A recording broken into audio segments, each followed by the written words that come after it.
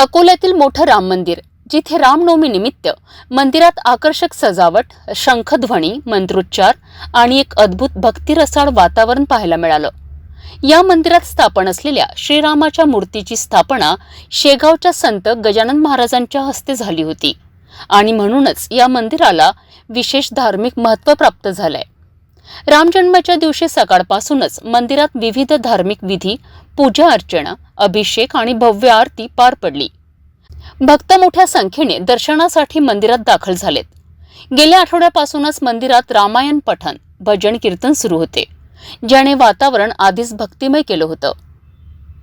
श्रीरामाच्या जन्मोत्सवाच्या निमित्ताने मंदिर परिसरात मोठी जत्रा भरली। रामफळ आणि उन्हाळ्यात लाभदायक दमणा ही औषधी वनस्पती यामुळे मुख्य आकर्षण ठरली। श्रीरामाच्या चरणी नतमस्तक होण्यासाठी लहानांपासून वयोवृद्धांपर्यंत हजारो भाविकांनी मंदिरात हजेरी लावली। रामभक्ती, श्रद्धा आणि भक्तांची एकता याचं सुंदर दर्शन या दिवशी अकोल्यात पाहायला मिळालं।